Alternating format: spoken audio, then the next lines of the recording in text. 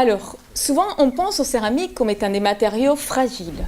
Mais savez-vous qu'il existe des céramiques très résistantes qu'on peut déformer comme des métaux et qu'en plus peuvent être usinées pour créer des formes et des produits très très complexes?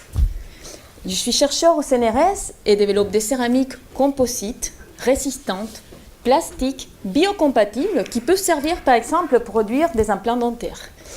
J'ai tendance à dire aujourd'hui que nous assistons à un changement de paradigme, car les céramiques que nous développons avec Antogir, donc comme mon partenaire industriel, situé à Sallanches, ne sont plus fragiles, mais un peu ductiles, plastiques, oui, comme les métaux. Comme vous le savez peut-être, des céramiques ou certains céramiques sont des matériaux incroyables qui peuvent résister des températures et des charges très élevées, même dans des milieux très corrosifs. Mais par contre, leur défaut, c'est précisément d'avoir des défauts, des pores, des fissures. Eh oui, lors des procédés d'élaboration, on introduit ce type de défauts dans les céramiques. Alors, donc, classiquement, la théorie des ruptures fragiles des céramiques dit que la contrainte à la rupture de ces matériaux dépend de la nature des défauts, et principalement de leur taille. Donc, si vous voulez augmenter la résistance d'une céramique, vous pouvez donc diminuer le nombre et la taille des défauts.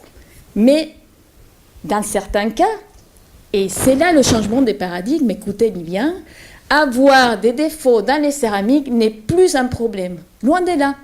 Et voyons ça. Si nous arrivons à produire ce type de céramique aujourd'hui résistantes, plastiques et biocompatibles, c'est d'une part parce que nous avons la possibilité de venir contrôler la matière à l'échelle du nanomètre, la synthèse, les poudres, la microstructure. Mais d'une autre part, grâce à un matériau appelé zircone qui est particulier. La zircone, sous l'effet d'une contrainte, par exemple de mastication, va se transformer dans une phase qui est plus volumineuse. Donc autour des défauts, par exemple des fissures, arrêtant la propagation. Mais aussi ailleurs dans le matériau. Et c'est ce gonflement de la matière qui va permettre la déformation plastique de ces céramiques. Alors je pose ici la question ouverte.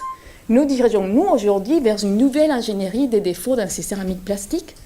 Et en attendant la réponse, voici notre produit. Une petite vis en céramique, plastique, de diamètre 4 mm, qui peut être usinée même si elle contient des défauts, et qui peut supporter des charges de 50 kg, par exemple. Nous attendons dans 2 ans, je l'espère, pouvoir placer ces implants dans des patients qui sont allergiques au titane, par exemple, ou dans des régions frontales où des questions esthétiques deviennent critiques. Et donc, pour aller plus loin, nous avons peut-être besoin d'un postdoc, et c'est sûr, pour améliorer l'intégration osseuse de ce type de matériaux dans le corps. Donc voilà.